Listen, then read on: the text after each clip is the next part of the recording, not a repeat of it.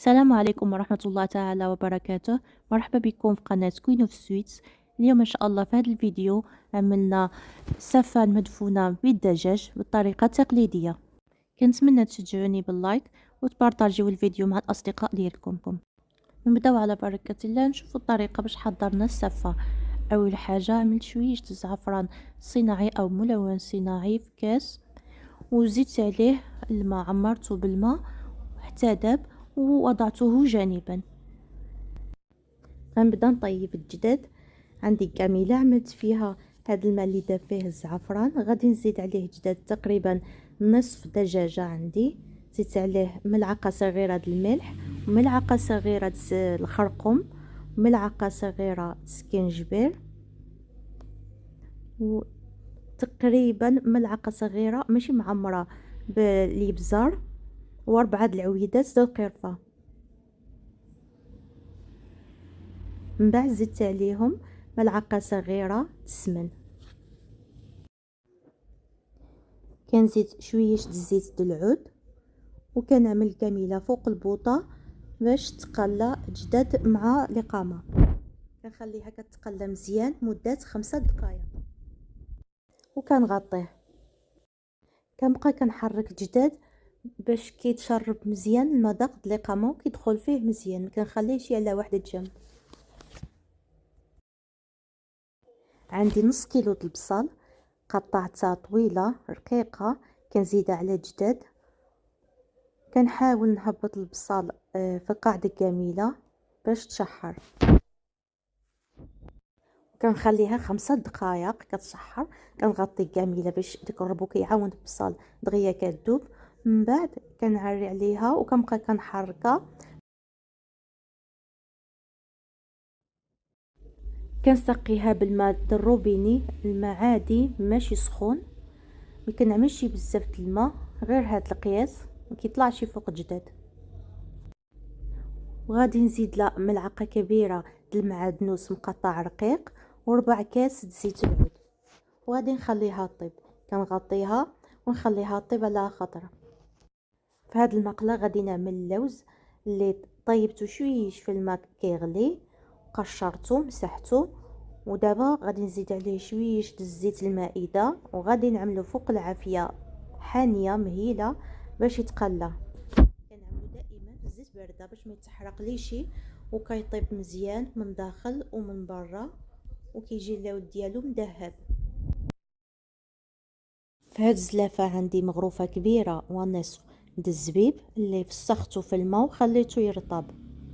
نرجعو اللوز، ها هو بدا كيتحمر غير شويش بشويش. ما كنعطيش العافيه مجهده باش ما يتحرقش. كنحيد اللوز من العافيه وكنعملو في ورق المطبخ.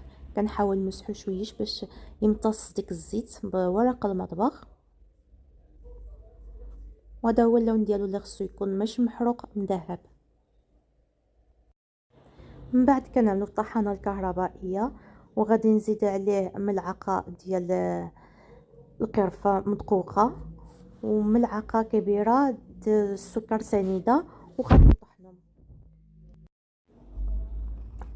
الدجاج ديالنا ملي كيطيب كنحيدو، كنعملو بوحديتو في الطبسيل، وكنخلي البصل تزيد تشحر. ملي كنحس به تشحر مزيان كنزيد عليه نصف ملعقه صغيره قرفه مطحونه، وجوج مغارف كبارين سكر سنيده، والزبيب اللي كنا شيخنا ملعقه كبيره ونصف.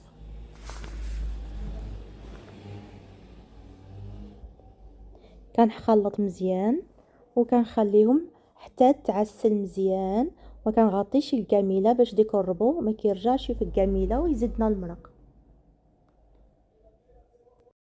كما كنشوفوا ما كيبقاش يمرر المرق، كاين غير الزيت وصافي.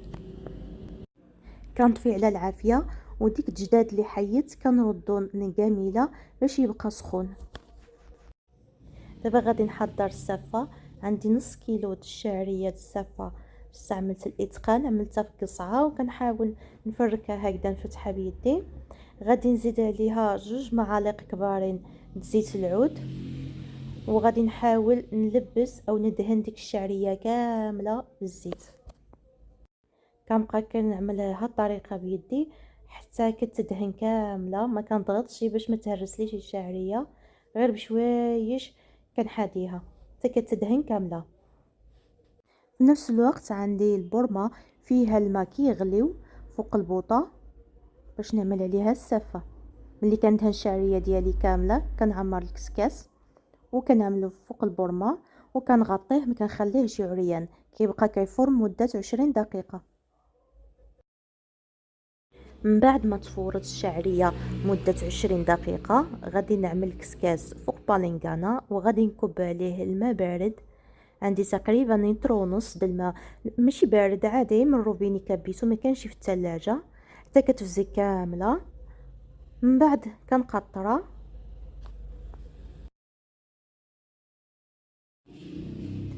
كنخويها في قصعه،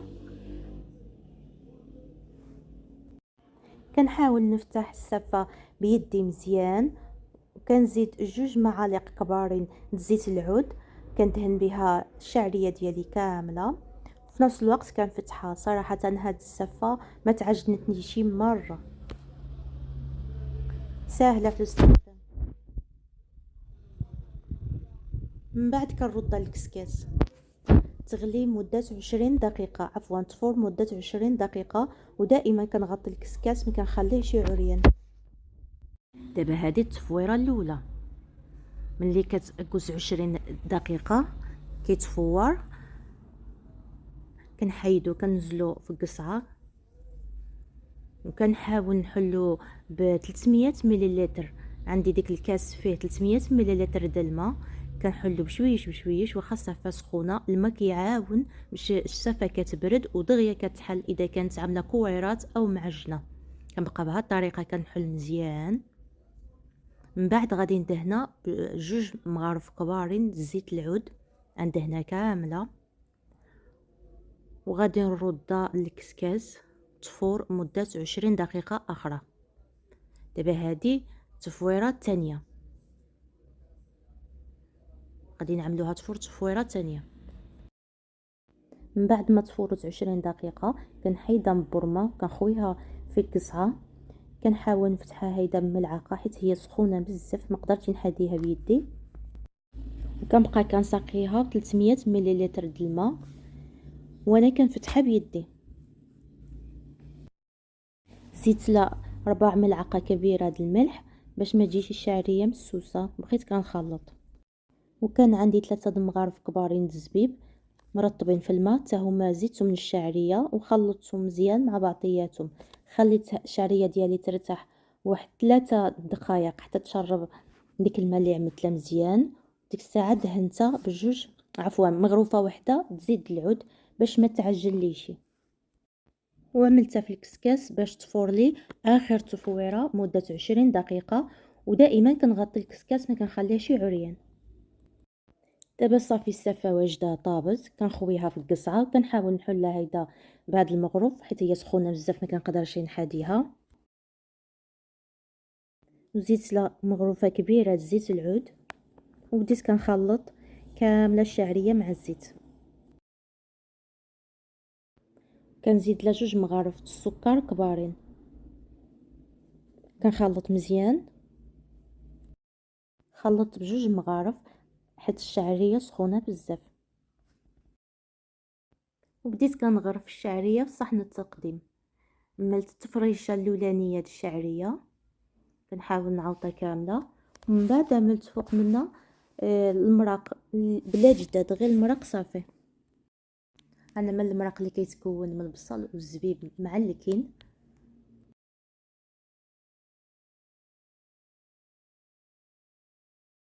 عاد نزلت فوق منه طريفات جداد. من بعد غادي نغطيه بتفريشه اخرى بالسفه، وغطيت جداد مزيان باش ما يظهروش. ان السفه اسمها السفه المردومه، ما كيبانش شنو كاين داخل.